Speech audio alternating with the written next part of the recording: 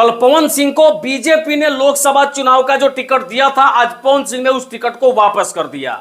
अब इस वक्त सबसे बड़ी ब्रेकिंग खबर निकल करके सामने आई है कि पवन सिंह अब बीजेपी के टिकट से नहीं बल्कि आरजेडी के टिकट से चुनाव लड़ने के लिए पूर्ण रूप से तैयार है।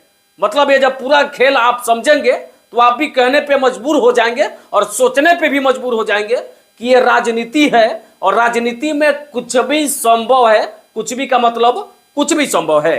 कल सभी आप लोगों ने देखा कि पवन सिंह को कल आसनसोल से सांसद का उम्मीदवार बनाकर के नाम घोषित किया गया।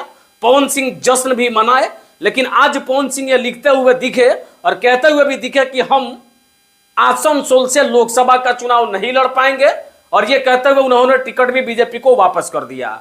कुछ लोगों का मानना जो है वो मैं आपको बता रहा हूं कि इस वक्त दो बातें चर्चा में है। पहली बात तो एक कि पवन सिंह को जो टिकट मिली थी उस टिकट को बीजेपी ने खुद वापस ले लिया, या पवन सिंह ने अपने मर्जी के हिसाब से टिकट को बीजेपी को वापस कर दिया।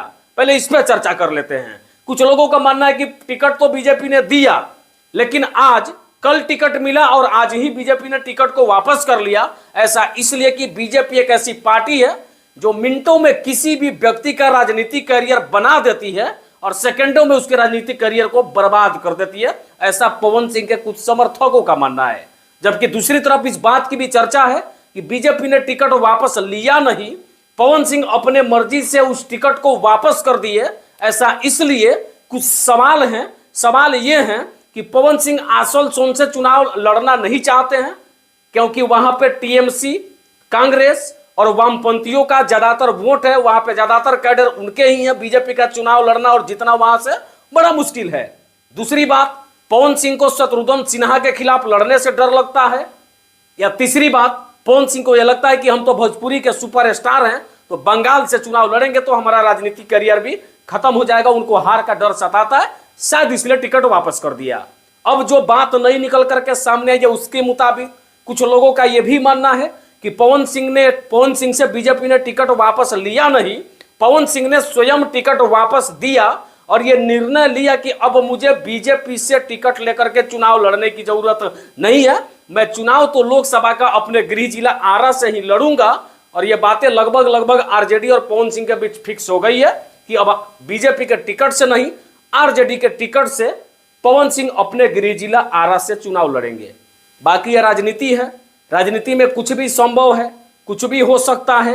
ये सभी तो आप लोग भी जानते हैं। जैसा कि देखें बिहार में कब सरकार बनती है और कब गिर जाती है, इस बात की भनक किसी को नहीं होती है। बस 1-2 दिन लगते हैं चर्चा होने में, चर्चा खत्म, सरकार खत्म, फिर नई सरकार का गठन, नए मंत्री बन जाते हैं और फिर नई तरीके से काम भी होना शुरू हो जाता है। अब देखना है कि आगे आगे होता क्या है।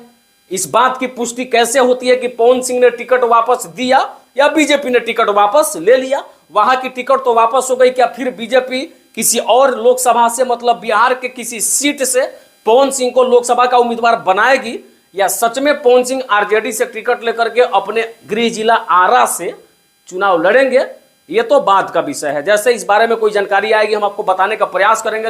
लेकिन इस वक्त की सबसे बड़ी ब्रेकिंग खबर यही है कि कुछ लोगों के मानने के अनुसार, ये अंदरूनी जानकारी मैं आपको बता रहा हूं कि पवन सिंह अब बीजेपी के टिकट से नहीं, आरजेडी के टिकट से आरा लोकसभा से चुनाव लड़ेंगे और वहीं से उनको टिकट भी आरजेडी पार्टी देने को तैयार है।